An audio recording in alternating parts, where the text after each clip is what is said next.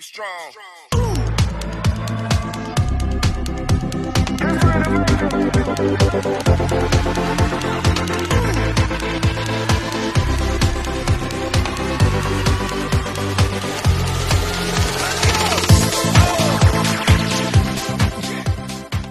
Oh, again, Joanne, I'm thinking. That's okay. He's saying cool stuff. Yeah, you see, so the problem is I will talk forever. Hey, we like. No, listen. We got you. Joanne and I are we're on the phone with each other for like 3 hours, so that's why we made this show. But we're gonna make it educational.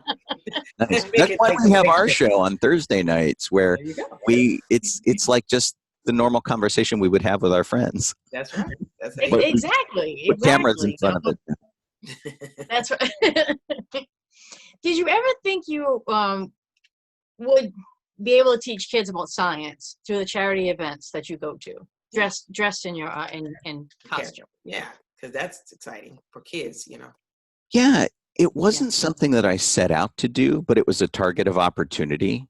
So when I started doing charity stuff, in most cases, it was just being the character for the kids was the excitement. And so I would walk in and be Obi-Wan Kenobi, and sometimes I'm getting a little gray to do the younger one, but I would do like the Ewan McGregor one, and then I would do the Alec Guinness one, or whatever they needed. I'd bring the Yoda puppet.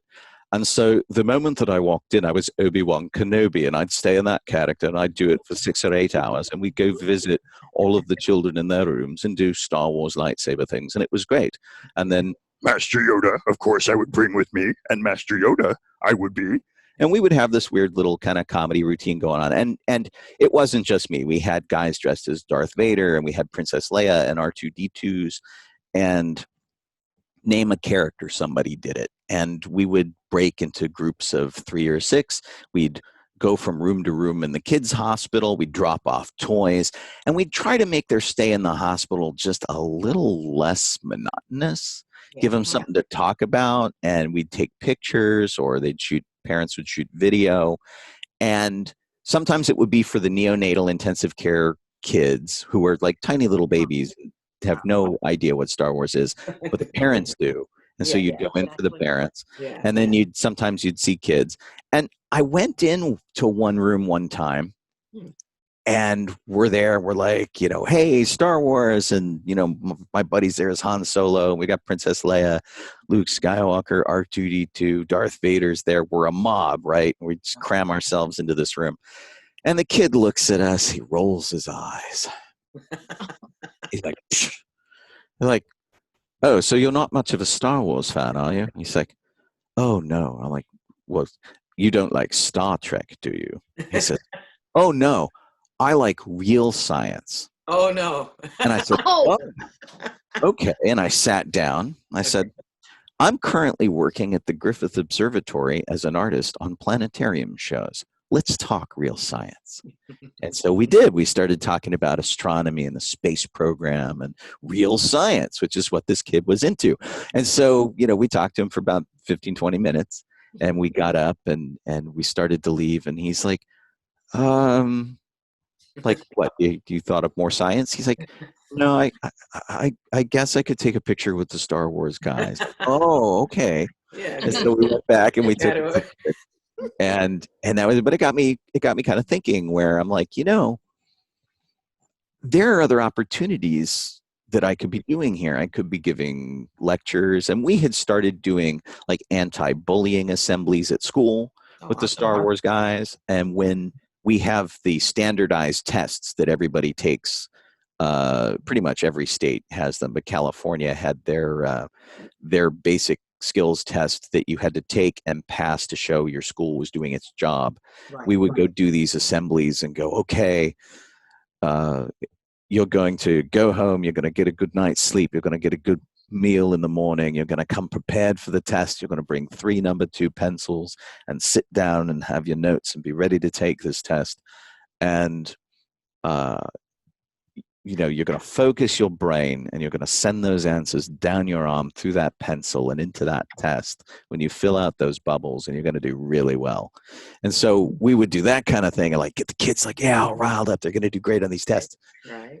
And and that was kind of it. And then we got this opportunity for a Star Wars exhibit that came out here in 2007. And 2007 was like the busy, magical Star Wars year. It was the 30th anniversary of Star Wars. Oh, okay. We started the year on January 1st in the Rose Parade, marching as Star Wars characters. Wow. I was a 5.5 foot tall stormtrooper, very short, with the French flag stuck into my belt.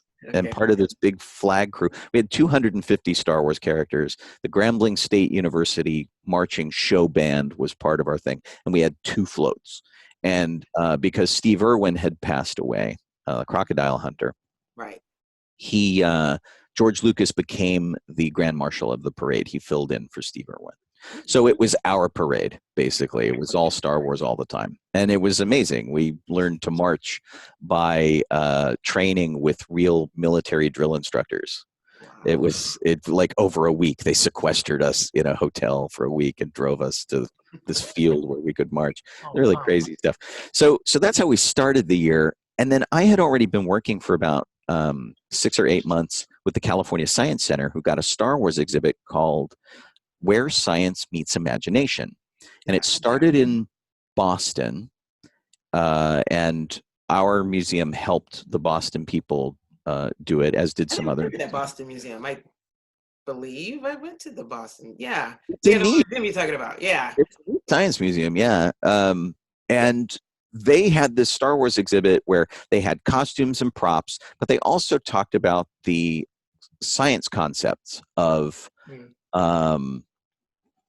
Star Wars. And so like hovercraft. We met you at that science. Yeah. It's the first time we met you there. Yeah. Exactly. So 2007 was this huge year, and we spent 6 months there. And while we were talking with the Science Museum, they're like, we want to do something that none of the other museums who have had this exhibit have done. What should we do? And I said, well, we should give science lectures as the Star Wars characters. And I said, if you really want to do something crazy, let's have Yoda give the science lectures, because Yoda is a character that never shows up in our charity stuff, really, because it's hard to find somebody that small to be in the costume, and he's a weird character. And so that's where the Yoda puppet came from. Is they actually funded the Yoda puppet. I gave science lectures for 6 months. Right. And after the museum exhibit left, I gave them the puppet back. And they're like, what are we going to do with it? I'm like, I don't know. You paid for it. It's yours. Put it in the window of your gift shop. Yeah, yeah. And then they said, well, what would you do with it? I said, well, I'll take it to kids' hospitals. And they said, yeah, you should take this. And so I operated Yoda for like 10 years before he got worn out. But we started giving these science lectures as Yoda. And then, of course, it was a lot easier for me to do them as Obi-Wan. And based on what we did with the museum and we were doing with other institutions, I ended up going to NASA. They would fly me out. They would have a Star Wars day. And I would teach 500-600 kids at once how to fight with lightsabers. And we would teach the fake Star Wars concepts. And then we would do a lecture on the planets of Star Wars and how they match the planets or geographical features in our own solar system. That's cool. Or we would talk about the technology of Star Wars and how it relates to what's on our planet right now. Like Boba Fett has a jetpack. What's the closest thing we have to a jetpack? Let's talk about that. And, it was really neat. We found a way to take something that we love. I love Star Wars and I grew up with it. I was 10, and that's what fired my imagination when I was 10 was Star Wars. And I can find these other 10-year-olds now and do the same thing and go, oh my gosh, these guys have laser bolts. What do we have on this planet that's close to a laser pistol? There you go. Will we ever have something like that? Are we responsible enough to have lightsabers, or would we just cut everything up, including ourselves, because we're too careless like to have a lightsaber? That wouldn't end well. No. It was great. It was great. We just found a way to make it more educational and interesting. I like how that flowed in where you was here and then someone gave, and you're like, oh, this is an idea. Let's go ahead and try to, that's awesome how you ended up here at the museum, and then you ended up getting it even further onto the hospitals and stuff like that. So didn't know about that. Didn't know. Well, Yeah. but it's like life. You find an opportunity and you run for it. Yes. And Yes. that was the case of this. I mean, I'd already been doing Star Wars appearances. I'd already been in the good graces of Lucasfilm. They knew who I was.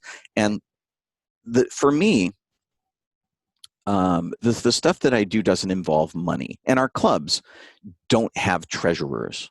We build stuff, we pay money into it, but we never get money back. We don't take donations and things like that because it's not the purview of the club. We mostly just want to use it as an opportunity to give back to the community.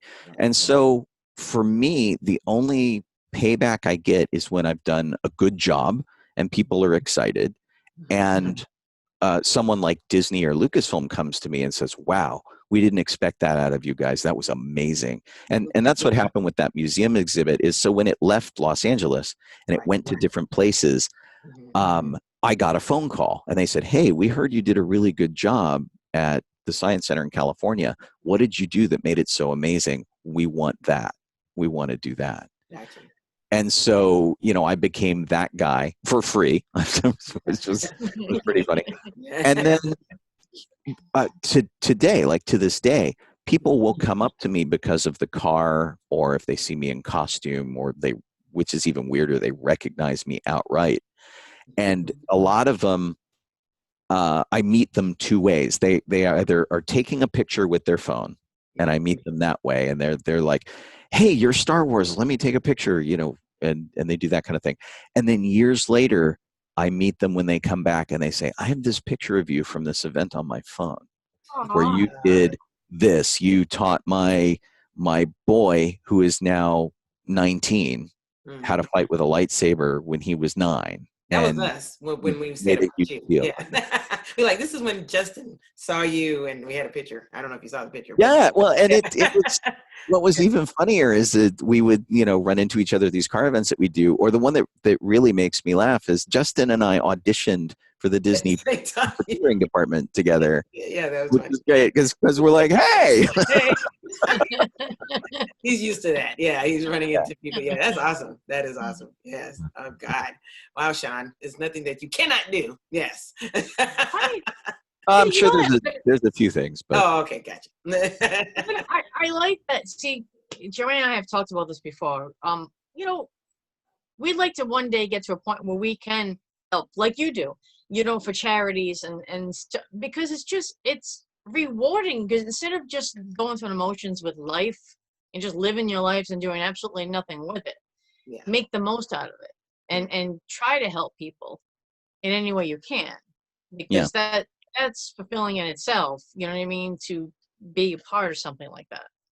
Yeah. Well, but figuring out what it is the tough part. And some people, like their comfort level is doing outreach like through their church. And that's great. That's their comfort level. They figure it out. Some people go down and work the soup kitchens in downtown LA, which is another level of scary, but needs to be done. The way I do charity, though, is it is so in my wheelhouse and it's so cushy. And in fact, so to completely out them here, but Joanne and Ray and Justin have made me a Kermit the Frog puppet from an old stuffed animal. And I got my start 30-something years ago, like 1985. So what's that, 35 years ago? Going to local area hospitals and old folks' homes. And we would sing with them at the old folks' homes. We would do old Bing Crosby stuff. My last name is Crosby, and they love that. And I have Bing's voice, which is weird. Yeah, that's my range. It's really strange. And so we would do stuff like that, which was really great. And I had a Kermit the Frog puppet. I had a pretty good one that we'd put together. And that got me started doing charity, because when you walk in and you sit in a room and you've got a puppet on your arm, nobody cares what you look like. They're looking at the puppet, which is really great. Yeah. And if you do it well, if you do it well. And well, it totally helps if you can do the voice, of course. Exactly. That was the thing that kind of got me started. And with but somebody eventually stole that puppet. He vanished from one of the hospital rooms, which was really cool. Oh, And it's like, I don't know what they're going to do with it. And why would you take that? And what kind of a jerk are you? It was terrible. So I haven't had a good Kermit since. But I moved into Star Wars. I started doing all the Star Wars stuff. And now Yoda is, the Yoda puppet has kind of disintegrated after, 12, 13 years. And so I need to replace him. But in the meantime, I think Kermit is going to be the replacement for him, because the other project that I have that's not related to anything really is I want to build a car from the Muppet movie. That's a 1951 Studebaker they made this trip across the country with. And so I've narrowed it down to a couple of Studebakers, but I'm going to try to do like a GoFundMe crowdsource thing on the internet. And if I do it, the idea is it's going to be just like the Star Wars stuff where we drive up in the car, we sit in the car, work the puppets out the window. But I want to have the whole trunk area. If you pop the trunk on the car, it's a puppet workshop. And people, kids can go back there, take parts, make their own puppet, and work them with us and be part of it. It would be super cool. And again, that's completely in my wheelhouse, and it's a way to get back to the community and do charity and foster, imagination and excitement and things like that without stretching it too far. And I think you guys, as you go, you'll figure out what you can do, what you want to do, that takes your skill set and focuses it at a problem. Right. And that's really it. Like I know some people who are really super good organizers, and they get involved with Relay for Life. And Relay for Life is a 24-hour marathon where people walk a track for 24 hours. And there's they do a luminaria ceremony where they light candles for people who they've lost to cancer. They bring people up who are surviving cancer. A lot of cancer survivors walk. There are people who put up a tent for their team and, make food or hand out goodie bags or, do whatever their skill is. I knew somebody who was a hairdresser, and they're like, free haircuts at the booth. Come on over. that's cool. And everybody finds out what their skill set is and finds a way to apply it. And some of the people who do this Relay for Life, they're just organized. They're really skilled at making things happen. And that's what they do. They volunteer there. And they say, I'm going to take my skill set of being organized and help all these people. And they raise money for cancer, and everybody walking the track is raising money for cancer. And it helps people and families who are both survivors or families who have lost people. And we do a march in our Star Wars capacity. We go down there, a bunch of Jedi, a bunch of Imperials. We got the good guys and the bad guys. We march behind the LAPD bagpiper, or sometimes fire department. And he'll come out and he'll fire up the bagpipes. We will light up our lightsabers and we will march this track while he plays traditional memorial bagpipe music. We've got like 20, 30 guys with lightsabers lit up, and it's nighttime, it's dark, so these glowing bright swords. And then we've got the bad guys who have their weapons down in respect, and we do the whole track thing, and that's fun. And then we do a show and we teach kids how to fight with lightsabers, and that's just a way of like taking our skill set and bringing it to this charity event and helping. And that's what everybody can do. I mean, everybody's got that opportunity, but you have to be able to figure out what your comfort level is, because I know some people aren't comfortable meeting other people or talking to other people or things like that. And then, your skill set, you have to figure out what is, I know people who are car guys, and that's their thing. They're car mechanics. They can do body work. They do whatever. And so they take their cars, they fix them up super fancy. They go to car shows and they do things like Cruising for a Cure, and they raise money for charity using their cars that they love. And so everybody's got a skill. Everybody's got a hobby. Everybody's got something that can probably translate to helping out the community. And it is so much fun when that works, because you reach this sort of symbiotic thing where I'm just doing what I love to do anyway, and I'm helping. Yes. That's right. That's great. Although not everybody gets it. No, that's true, and that's Yeah. good. You educate. That's the education that you, Yeah. the key of what you're talking about, and that's Yeah. why we were saying with the show, we're trying to not only interview people out there in the industry or anywhere, makeup artists, whatever, but we want to make sure that it's getting out it's information as far as educating them what they can do with it. A lot of people think they can't do certain things, and then that's definitely and schooling us too, letting us know, well, you also have the ability to expand what you're doing right now. So that is awesome. Thank you so much for that. I appreciate Well, it. one of the things that's really funny is I've always been like, I'm a short adult and I was a runty kid. I was always picked on. I was always bullied and beat up and stuff. And then to make matters worse, and this is something I still have a problem with, I've been legally blind most of my life. Now, it's not a thing I advertise. I don't wear like a shirt going, look, you're legally blind. No. But if I'm at a convention or something, or I'm standing across the room from you and I don't recognize you, it's not because I can't see you. Yeah. Gotcha. Yeah. And so this car project that I do, where I take a car and I modify it into a Star Wars spaceship, and it's my daily driver, but it also goes to about 160 events a year in a good year. I'll do that many, and I'll spend almost half of my year dressed up in some costume or another, going to these events. But some people don't understand the project, and somebody was posting on my Facebook page, because I'm looking for a new car to replace my old car. Oh, okay. It is kind of dying. It's 185,000 miles. I figure I've got another 15,000 miles out of it. And so I posted, I said, these are some car options I'm considering. And one of the guys said, well, what you should do is not buy an expensive car, just buy a cheapo car to get around and donate the rest of the money that you would spend to charity. Oh, okay. And I said, well, I could do that, but the reality of it is if I did that, I could donate a couple of $1,000s to charity, and that would be helpful, I'm sure. Or I can take the car to the events that, like we drove up to Oregon to do one of these Relay for Life cancer events. And when I say we, I mean we had the Batmobile, Teenage Mutant Ninja Turtle van, Herbie the Love Bug, myself in the Star Wars car. Wow. We had a Bumblebee, I think, went up there. And so we all caravanned, and like the Batmobile came from New Mexico and like whatever. And we all met in Central Oregon. Right. And their event usually made about $25,000.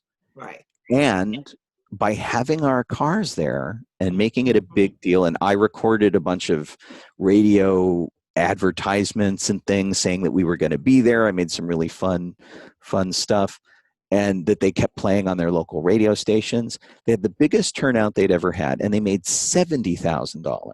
Wow. So Yes.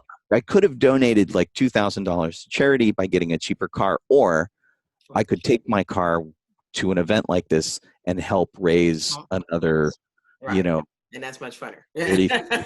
Oh yes. Yeah. Yes, definitely. Yeah, that is much funner. Yeah. And so it's but there are people who, like, whatever you do, as much as you think you're doing something good, there are people who won't understand it.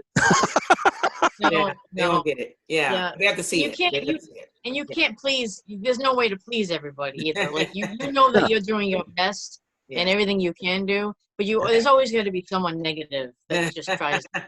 Yeah, we was talking about that too. Yeah. So, but no, that's good. I mean, I like how you take it, and then that's why we're part of the Star Cars group too, because we like that, see the smiles on people's faces, and definitely, That's right. just I don't know, it's a different experience. Yeah, but yeah. Yeah, well, and so there's the community of our own group where we get to do stuff, and it doesn't always work out. Like my car is from a movie that doesn't have any cars in it, so I don't get to be in the Hollywood Christmas parade with everybody because they look at my car and go, "What's that? We don't understand it." And you got to kind of come to grips with that, which is kind of a bummer. But you get the pics though. You still get the pics. You get the pictures, and you still Well, and our group, we have our own community that does it, and then we get to take that community and enjoy that community in helping charity by putting the cars on display. Like you guys have the original Camaro Bumblebee car. Yes. And some kids recognize it, some kids don't, but like the dads are like, oh my God, and they're like really excited. Yeah. And you know, so everybody's got their audience, and That's just us showing up is a good thing. yeah. That's Yeah. right. And it's fun. right. And so whether people understand it or not, Right. if you're Well, happy with it, if you're making Yeah. yourself right. happy, and you know you're using your skills, you know, that's all you can ask for. That's all you can ask. That's true. Thank you for that. It's a Exactly. t-shirt, by the way. No, just kidding. It's a t-shirt, but no, yeah. Oh, It should God. be. It should be, right? Right. oh, Cool. All right. We're getting there. okay. Me. I'm We're sorry. getting there. Okay. Okay. What? What attributes would someone need to become a radio host? Yes, you got that voice. You have to have a good radio voice. There it is. Well, we It does. all we all can't sound like Gary Owens. If you remember Gary Owens from Laugh-In. Yeah. Oh, yeah. Downtown Burbank. We all want that voice. Or he was Space Ghost too, which was very cool. Yeah. Oh, yeah. That's cool. Yes. I didn't know that. Yeah. Having a voice helps. And I'll tell you though, as an actor, that has gotten me in trouble because I started in the 1980s as a radio host. We had a local comedy format radio station where we would play like Eddie Murphy and Robin Williams and things like that. We would play their comedy bits the way you would play songs. And so that was kind of a fun station. And so we would do that from like 8 in the morning to 8 at night. And then at 8 at night, we would play those old 1940s radio broadcasts like Fibber McGee and Molly or Jack Benny Show or things like that. And so that there was that. And then there was the FM station, which was, you know, top 40 all the time. And that broke me for a lot of voiceover stuff where they're like, okay, you sound really good, but you sound too radio. Now you got to sound more natural. Right. And so I've had to fight that. And that's one of the reasons why like starting our own radio show was really good. So we're all talking right here, just our normal kind of voices, and doing this kind of thing helps get that radio thing out of my voice, which is fun. But getting into radio is a lot weirder than it used to be because people are robots now. The stations have maybe one or two real humans there, and then everything else is pre-programmed in advance. Right. And we have a station that I think is a national chain that's called Jack FM. And here in LA is pretty much playing the same thing that they're playing in New York or in Chicago or in Houston or wherever, because it's all run from a central computer. Right. And there's one person who shows up and does a local community calendar. And they're like the person that sits and runs the station. It's just kind of sad. It's a very different kind of thing. Yeah, totally. Yes. And even like colleges used to have their own radio station. We have a station out here that's part of Pasadena City College, and they still identify themselves as Pasadena City College. They're called KPCC, and they are an NPR station. And when I was trying to go there in the late 80s, I tried to sign up for a radio class that would get me into that station as an intern, and you couldn't do it. They're like, well, but we're an NPR station and we're not even on site and we're run over here and we're still connected with the college, but not really. Whereas, you know, some colleges you go and you can take a radio course and they put you on the air. Right. Yeah. You know, they're like, okay, great. You have an idea for a show. You get a show this semester. Let's go. And so it's a really weird kind of thing. But now all of that stuff has moved online. And so in our case, like you can do a video component like what we're doing here, but essentially we're a talk show. Right. And so, you know, that now we've got video to go with it, and people can listen to it whenever they want as a podcast. You don't have to tune in at 10 p.m. at night to hear it.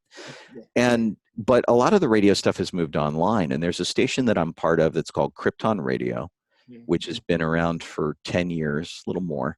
And it started because there was a video game called Second Life that was an alternate reality virtual, VR kind of game that you could be anything you wanted to. You want to be a fairy or an angel or a giant monster, you can do that and interact with people. And so somebody started playing music inside a dance club in the game.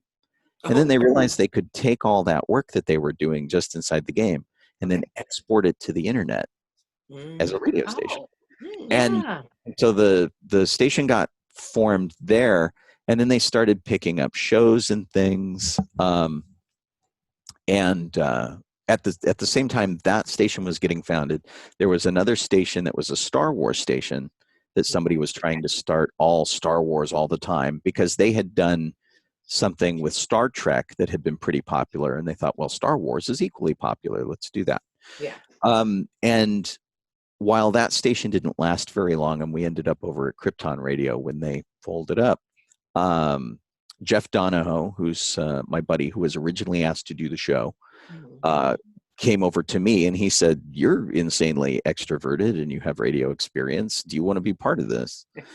And so we started doing this 2-hour show, and we plotted it out, which was really funny. We went to like across the street to Taco Bell and sat down and had a drink and a churro and started trying to figure out what the show was going to be. And we had it all plotted. We're going to, start with this and do an introduction, and then we'll have a block of music, and then we'll have, Ask Yoda advice column, and we would do this and we would do that. Had it all planned out.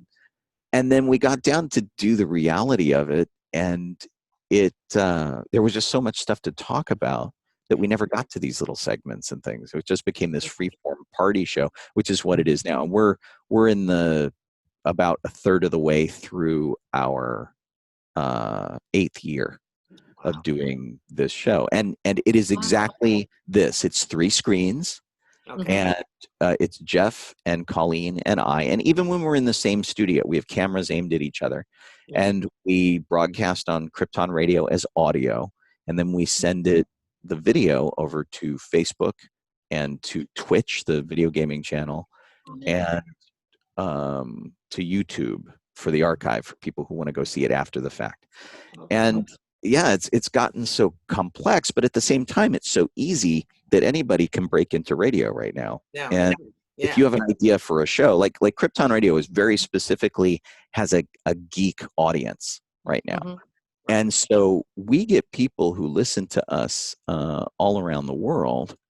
And in fact, just to see what's going on right now, I'm going to call up our listener list.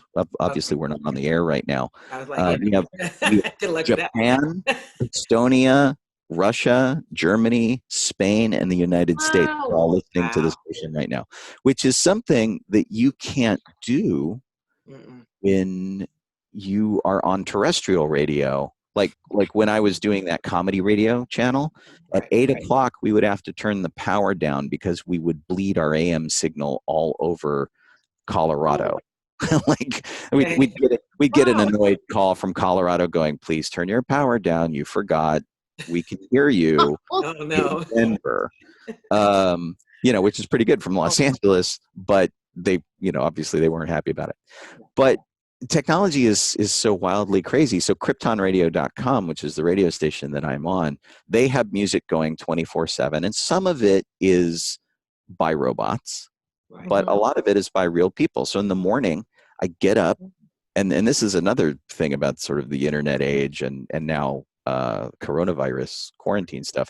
I get up out of bed, I walk over, I sit down in this chair, and I fire up the radio station, and I do 2 hours of live music every morning from Monday to Friday. And my cheat is, because I don't want to, come up with these super deep shows all the time. It's on a daily basis. It's really hard. So my cheat is I look at the birthday list and go, who's having a birthday? And so like Meg Ryan had a birthday yesterday. I played a whole bunch of music from Meg Ryan movies, Sleepless in Seattle, the Volcano, and stuff like that. And so I'll do that. Or David Bowie's having a birthday. Let's play all his best stuff, or this song came out on this day, and we'll do some music history. And or Weird Al Yankovic's got a new song. Let's play that. you know. Mhm. And then on the other show that we do on Thursday nights, which is the show that's like what we're doing here, it's our sort of talk show called Docking Bay 94. Sometimes we do remotes from places where, because it's the internet, all we need is a connection. And so I can be in the forecourt of the Chinese Theater in Hollywood and Right. do this cool show from there. Or we did a show once from backstage at a Weird Al Yankovic concert where we broadcast for 3.5 hours straight, talking to people in the band and involved in the production. And then we would go around to the auditorium and hold up the mic and broadcast a song, and then we go backstage again. And you can do so much more than just being on regular radio. And with the video component now for things like this, you're only kind of like limited by your imagination. You can do anything you want. Gotcha. And I love that. And I love that I can look and I can see, I get, some kind of idea of how many people are listening to the station and where they are. Right. Is great. Like, we get people who listen from Belarus, and I can't figure that out. I'm like, you guys are like in turmoil. What are you listening to us for? Except maybe to, blow off steam and to exactly. have a sense of normal. Yeah. So it's nice. That is exciting, and that congratulations going on that long with your radio podcast. I can't believe it, and I have to say, just in the interest of full disclosure, we don't make money off of the station. We do get like Patreon donations to kind of keep the station going, but we've been doing this show for 8 years for Docking Bay, and I've been doing 4 something for Good Morning Tatooine, which is my morning music show. And I don't get paid for that, which is kind of crazy. But, honestly, it gets me out of bed in the morning. Right. So when I'm done with the show at 11 o'clock, I'm ready to start my day because I've had, 2 hours of something to do. Otherwise, I could just sleep until noon. That's Which probably isn't good. No, I know. It's so easy to do. Yes, you're right. But that's how you become so successful at what you do, because you That's right. Wake up. No one has to tell you. You're just like, hey, I want to do this and get this out, and that's so awesome. This is what we're trying to strive for as well. So thank you for that. Yes. Well, but you guys are like jumping in and you're doing it, and that's like the G.I. Joe thing. It's half the battle, is just getting out and making it happen. And our show, as I'm sure your show is doing too, both my music show and the talk show that we do, has gone through this evolution where we started out as one thing. Like, we were Star Wars only. That was what we were going to do. But there are so many other people doing that now we're all entertainment, and we cover Disneyland and Disney World and the theme parks all around the world. And we cover movies that are coming out and television series and anything that we think our very sort of specific nerd audience would be interested in. We tried to cover. But a lot of the show, like the first half, maybe quarter of the show, is taken up with us talking about what we did over the weekend. What are the charity events we did? Did we do a costume thing or go to a convention? Or, Jeff will talk about, he showed his daughter the Star Wars holiday special from 1978 for the very first time. And it's like it's the worst thing ever. And so, but he got to bond with his daughter over the terrible television show. And that's fun. And so there's like a human face on it, and then there's the news, which everybody does the news, and we get there eventually. Yeah, well, no, that's cool. I mean, we like I said, we tried to make this a fun show. So, and hopefully we're making it fun. Yes, that's cool. Well, we're gonna go with the bonus question and go for it, Denise. We talked a little bit about it, but let's go ahead and see what the bonus question is. Done. Okay, so Lucasfilms. So what was your experience with that whole Lucasfilms in general? That must have been cool in itself. Getting sort of recognized by them was pretty huge, and it has happened in different ways. And so I mentioned 2007 being like the biggest year that we've done. I had been doing stuff since like 2000 which is when I had my first Star Wars car was about ready to show. And I had been doing little things here and there, and so they would release a movie, and we'd put the car on display out front, and we'd hang out in line waiting for the movie to start in costume, and we'd do that kind of thing. And so they kind of knew who we were. But by the time we hit 2007, they knew me enough that they would recommend me for things like, as a radio host and an extraordinary extrovert. They would ask me to go do interviews and things. And they say, hey, they want to talk to a Star Wars fan.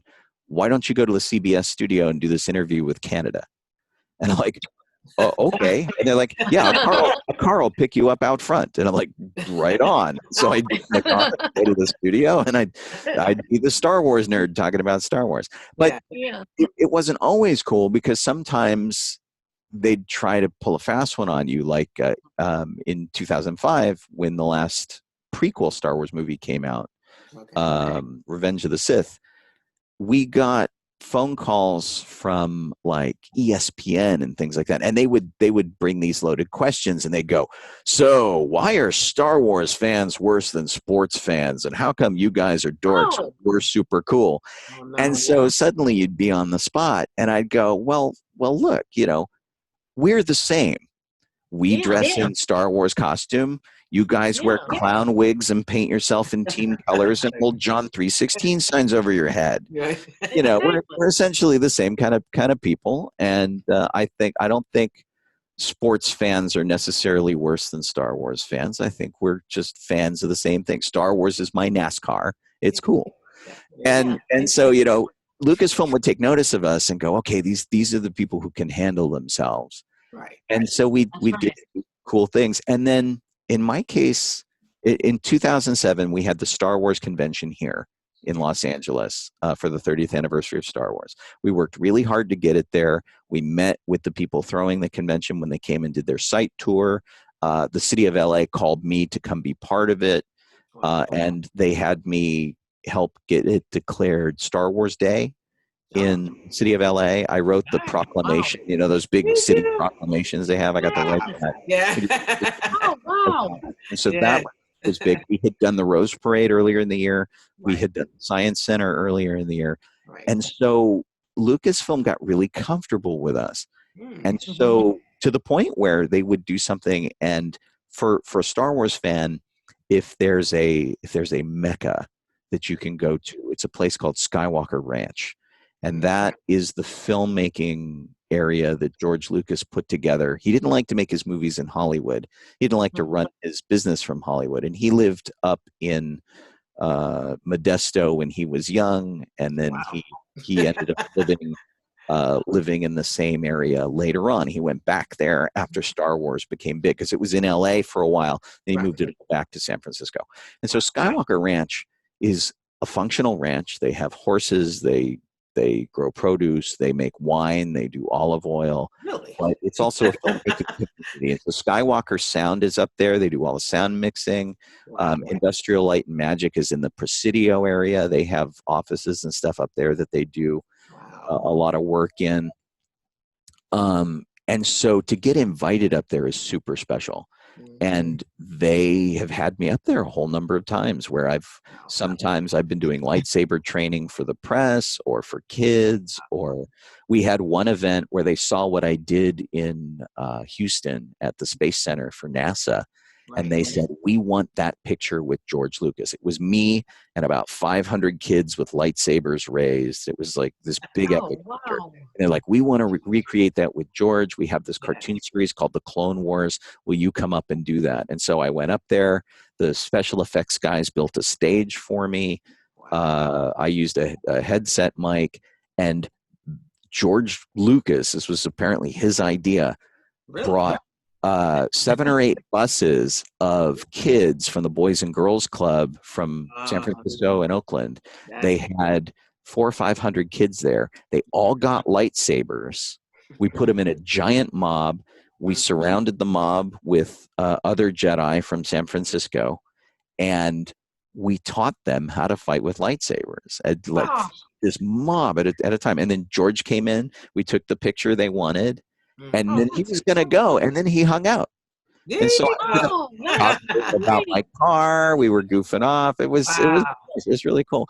And so they've embraced their fans in a way that a lot of places haven't.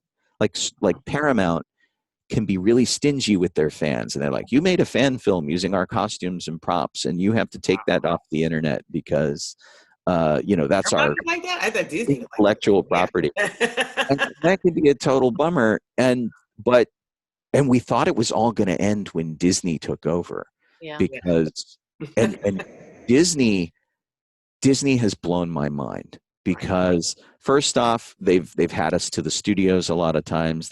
Whenever they need us, they still call us. In the new TV series The Mandalorian, Oh yeah. at the end of the series, last year, the first series, there's an episode that features lots of stormtroopers. Those are our guys. They called them up and said, "We need you. Come, Did they? bring your armor and be in the TV show." And so they got That's to cool. be in Star Wars, which was really super cool. And then for me, the thing that really just, Disney is a big faceless corporate entity, and they take a lot of garbage for things. They exist to make money, as every company does. Right. And you never lose sight of that. But every once in a while, they'll do a thing. They asked me to come to the studio, and they wanted to look at my car. And I thought for sure that I was going to get busted for something. You can't have R2 on the back. You Yeah. stop representing Star Wars, you idiot. But they looked at the car. They had me give them a tour. I demonstrated the audio system for them, because we put it in a lot of parades and stuff. I've got speakers in the bumpers. Yeah. And they were fascinated. And they went away and they talked, and they came back and they said, "Are you free on, August 16th or whatever the date was?" I'm like, Wow. yeah, I guess so. I looked on my phone. I'm like, yeah, what's going on? And they're like, "Come into my office." And we went into the office and we sat down, and the woman that I was speaking to was in a fairly recently created diversity department. Oh. And they had decided that they wanted to do something for all of their different employees for the San Francisco Pride Parade. And because they have a lot of differently gendered people, a lot of LGBTQ plus people, and they wanted to do something to acknowledge that, because it's a mainstay of the entertainment industry, but it's also like a really tough sore spot. And they wanted to say, "Look, we are behind you. We love you guys. We're behind you. We appreciate you." And so, but they couldn't get any of their Disneyland parade floats up there, because the parade route is too narrow to have something like they could have very easily taken the float from Frozen, and put Elsa and Anna on it and thrown that down the parade route, except it wouldn't fit. So they rented these big trolleys, gas-powered trolleys, that sort of replicated the cable car experience. They outfitted them with a rainbow spectrum of balloons that featured the names of every company they had: ABC, ESPN, Disney, the theme parks, Lucasfilm, all of these companies that are Disney subsidiaries, and they had them all flying off of the thing. Each car had the same Disney music, and we all started it at the same time. And they had our car in front with Colleen and I dressed as Jedi. We had a couple of pilots doing wheel walking to make sure that people stayed away from the car. Yeah. And we led their parade entry for San Francisco Pride Parade. Wow. And for a company that, is always in trouble for being a giant money-making cog, it was something, because it really did come from their heart. Because while we were up there in San Francisco, we hung out with everybody from the different companies, and they had us in meetings. And if you ever see me with my jacket, I've got a jacket with pins all over it. There's like a little rainbow Mickey Mouse pin that they gave us, and that was earned. It was just like super cool. And as much as they exist to make money for shareholders, which is Mhm. their job, that they take their employees seriously enough to do something like that is really, really kind of heartwarming. And I'm going to learn what they have. Like, they don't know from Star Wars, and Yeah. we have to teach them. Yes, true. And Right. that horrible Star Wars holiday special I was telling you about, the anniversary of that is November 17th. And Is it? last year, we just passed, Yeah. and they showed it once on television in 1978 and never again, Uh, because it was terrible. It's on YouTube. You should look it up, right. but Right. you also No, shouldn't I look it up. I felt like when they first showed Disney, when they first opened, and that was my first time ever seeing. We just sit down and watched it, and I was like, wow, the things that they had went through. It's like when they first had the cameraman to pass over to the next person, and so it was funny. We start laughing, but Yeah, it's well, all like, this stuff that's old is like, it's weird to watch and to revisit. And this holiday special should never be done, but because the Star Wars fans have a soft spot for it, we Yeah. threw an event at Galaxy's Edge at the new Star Wars land at Disneyland. And we Yeah. thought we were going to get 30 people, and we got 200 at Mm. least to show up. That everybody heard about it and they came. We had given instructions how to make a little glowing light ball that was part of the television special, and everybody made one and brought it. Wow. Wearing red is part of the celebration for Life Day, this fake holiday, and so everybody wore something red. And then Disney found out about it.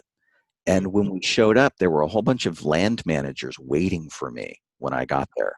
Oh. And I thought, oh man, this is not going to happen. But they pulled me aside and they said, what are you doing? And I said, okay, at 3:30, we're going to take a big picture. Then we're going to go over here. We're going to sing a bunch of Life Day Star Wars Christmas carols over here. And then when it gets dark, we're going to light up these orbs and we're going to march from this area to the Millennium Falcon. And we can go this route or that route. I like this route. Yeah. Yeah. And we told them the whole evening that we were going to do. And they're like, okay, all right, okay. Okay. We're like, okay, we're going to stand over here and sing at the top of our lungs, right? And they're like, yeah, that's cool. You're out of the way. That's good. And we put a lot of thought into it, so we weren't going to destroy anybody's day. And at the end of the day, they stopped me and they said, we don't know how to handle Star Wars fans yet. And Oh, this wow. land is very new and we're still learning. Wow. We have never seen anybody come to Disneyland and take over the way you did. Mm. But it's good because you respected everybody. You did it in a fun way. You included everybody. Right. And please come back next year. Wow. Oh, wow. See, that's all that practice you had with the whole thing at the hospital. Yeah, totally. At the And- museum. Yeah. And of course, we didn't get to come back Oh, this no. year. Yeah, because that's true. No, it's still out there. It's up in the air for the following year. Yeah. Disney's an interesting thing, and we train each other. They train us. We train them. Right. But Yeah. we push the boundaries in that Ferris Bueller kind of a way, going, how far can we go? Right. Yes. Not hurt anybody. We're not trying to cause damage or trouble, but how far can we push it? I like how And- Disney come and secretly tell you things because you think you are getting in trouble when they come in. They're like, come here, And then, And I have been in trouble. oh, yeah. Yeah.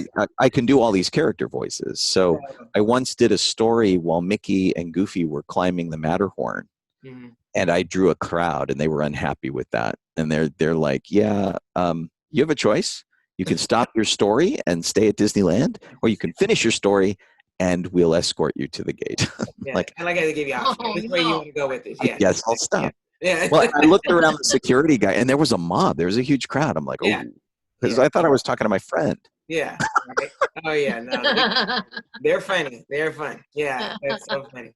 Wow. Well, okay. So now with this our talk show, we definitely like to have fun. We're having fun knowing this information. What's going Oh, on. yeah, definitely. But we also like to put in a little speed round trivia questions. So you think you're ready for this, Shawn? You think you're ready? I will ready do for my this? best. Okay. All right. So hope we do you some good. Okay. Here we go. You ready? Yes. Okay. So what is your favorite movie quote? My favorite movie quote is not from Star Wars, actually, although I I quote was it a lot. thinking. It's probably from the movie Airplane. Oh, okay. We're all counting on you. I say that a lot. I like it. Okay, where would you go if you were invisible? Where wouldn't I go if I were invisible? Yeah, right. Honestly, I mean, yeah, I mean, everywhere. I'd be wandering the halls of the White House. Ooh. I'd be on movie sets all the time. Oh, that Right? yes. You know, it'd be Yeah. because when you're there and you're just observing, it's fun. If you don't have any responsibility, it's totally awesome. Yes. And yeah, if I gosh, there are very few places That you I know. would not go. I have a pretty high sense of propriety though. Yeah. So it's not like I'd be in the women's room of the Oh gym. yeah, that was gonna say no, that's not good. But I'd love to be in places to like Hmm. see history happen, like being in the Oh, yeah. control room of SpaceX during a launch Yeah, or that's something, Yeah. assuming I couldn't get a normal invite. And it's not like I could take that invisibility and go eat lunch at like say Club 33 in Disneyland or something. I really what's going on. love Yeah. because, Yeah. floating forks and plates. Just scaring them. Probably works out at the Haunted Mansion, but yeah, no. Okay. Yes. Who's your favorite superhero? You have one. I know you have one. I do. I'm a Batman guy. What? Yeah, I'm a total What? Batman guy. I thought you were gonna say something else, but that's okay. Go ahead. Batman is all about gadgets. And I'll tell you, I am not in fighting shape, we will call it. I'm pretty potato shaped and Stop. could use a little exercise. But the thing about Batman that I always really liked, Okay. in comparison to something like Superman or Spider-Man or somebody like that, Spider-Man got powers because he got bit by a radioactive spider. Superman is an alien from another planet who is interacting with our sun to get all of his powers. Right. These are things I could never achieve. Batman, if I had enough money and I had enough willpower and enough training, I could be Batman because Batman has no powers. He's got gadgets. He's got his own intellect. He's got his own skill. Yeah. And so I could be Batman. And that was the thing that always made me like. Did you? Now, Wow. what did you think I was going to say? I something with Star Wars. I don't know what I thought the fan, but that's super. No, just are there superheroes? Superhero. Yeah. Okay. Obi-Wan Kenobi, I guess, could be a super. But again, he's got powers I don't have. Yeah. You don't need to see my identification. He can do the Force thing. I don't have that yet. Yeah. Yeah. Okay. Well, got you. What was your favorite book? What was your favorite book growing up? Do you have one?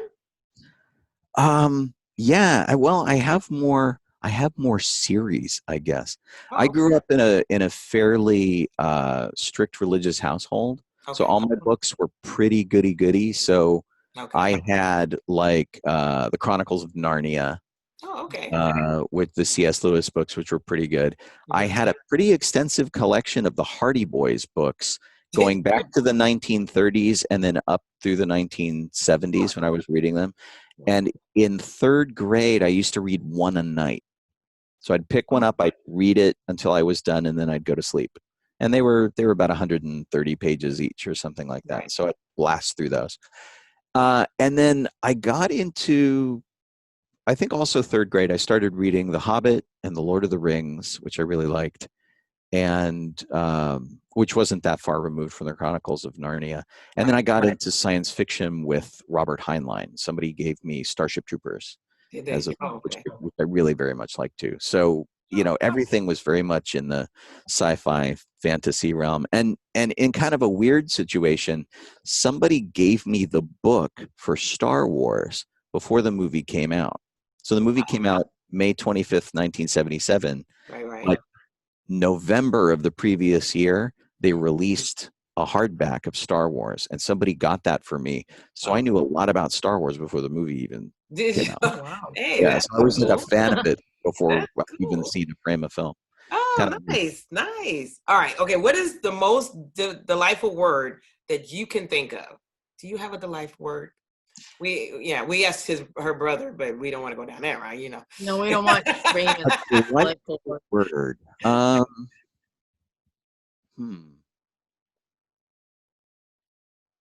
don't know. I mean, I'm a big happiness person. I want everybody to be happy. We'll go with that. And I try to foster happiness in people. Yeah.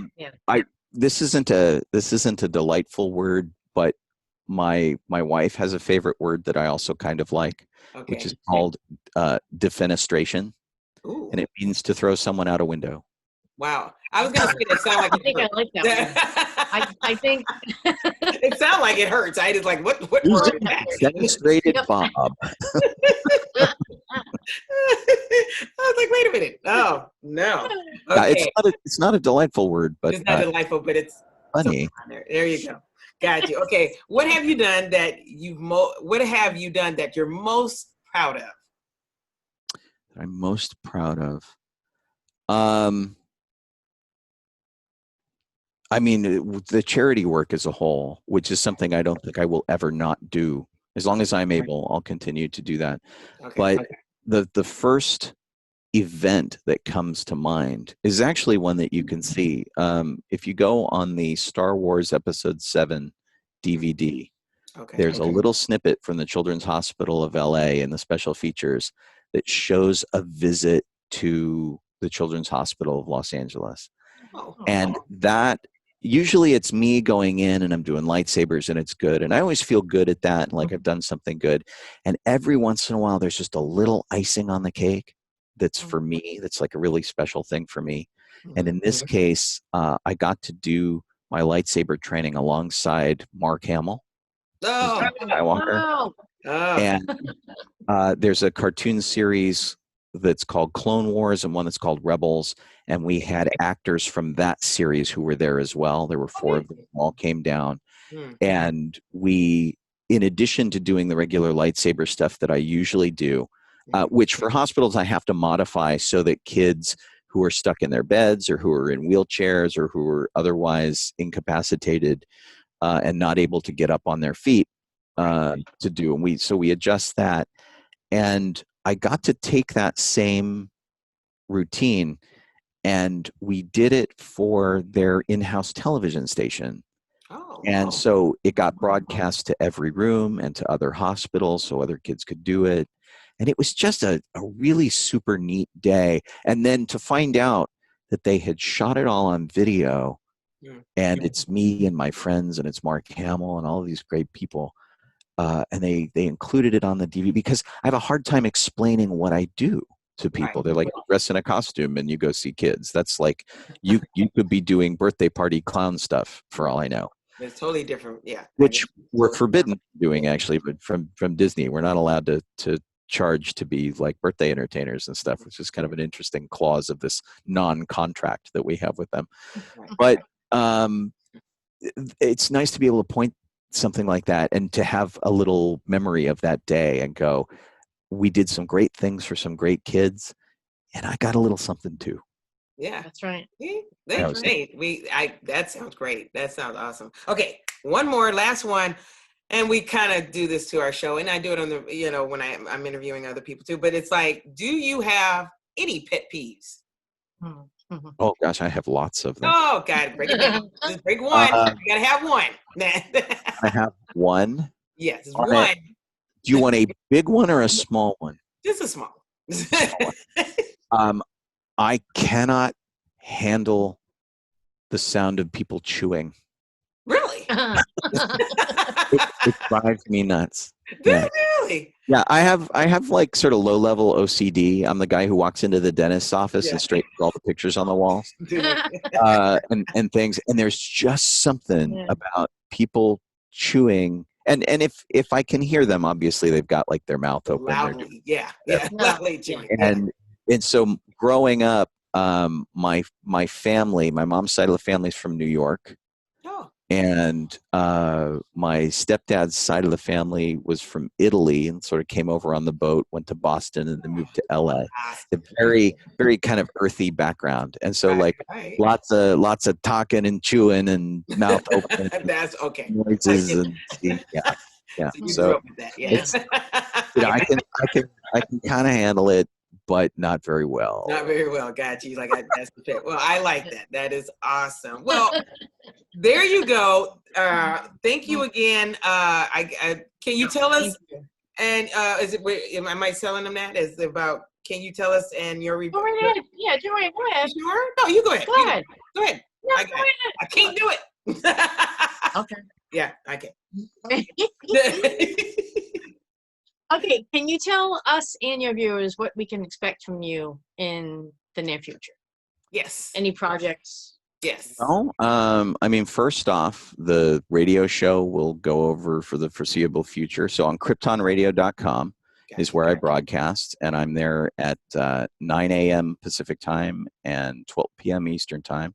I do Monday through Friday shows where we, I play music history and stuff for people having birthdays and just kind of fun music stuff that isn't, it's stuff that but in a different context, which is kind of fun. And then we have our evening radio show on Thursday nights, which is at 7 p.m. Pacific, which is 10 p.m. Eastern time. And we do that for 2 or sometimes 3 hours, depending on how energetic we are.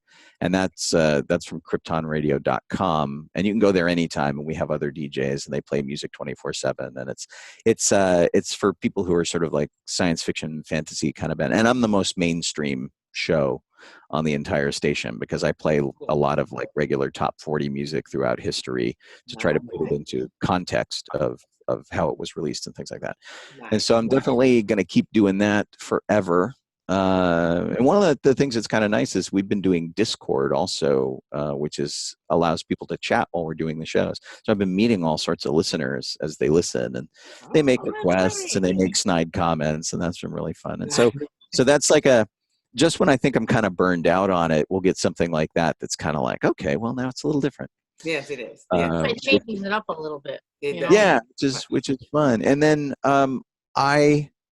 if I can narrow it down to a car within my budget range to replace my Nissan 350Z Star Wars car that I've got right now, I'm looking at getting maybe a Lexus car that's kind of sporty and coupe-like and whatnot. So I have to build a new one.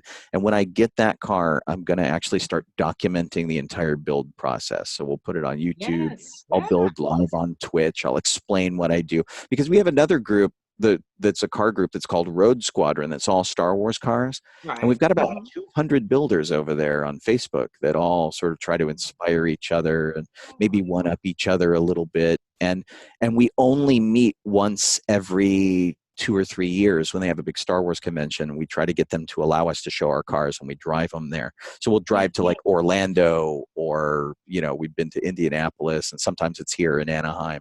Oh wow. Which is cool. And so, I need to get that car done. And I really, I put it on the back burner because of coronavirus and things, and because people's lives are so crazy. But I think I need to reactivate the Muppet car project.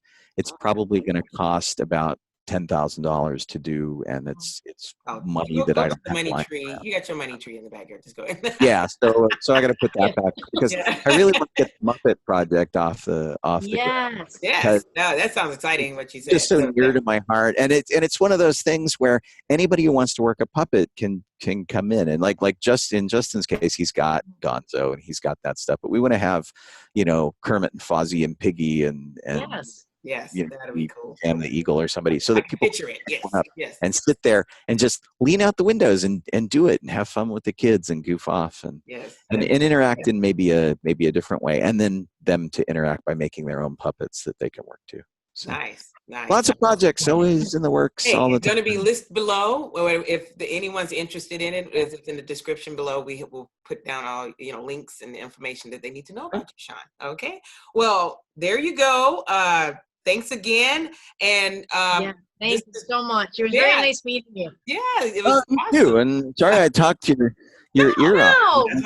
No. Stuff to discuss. 2 hours. Discussing stuff. Okay. No, listen, Shawn, this is nothing. So is Joanne. We were on the phone, and my mother's like, what are you talking about? Yes, we have a lot to say. So we just put it out there now. Yeah, right? Yeah. Well, thanks again. This is Joanne Ann with Denise. And of course, Shawn Crosby with stuff to discuss. Don't forget to subscribe, thumbs up this video, check him out with all of the stuff below in the description. And we are out.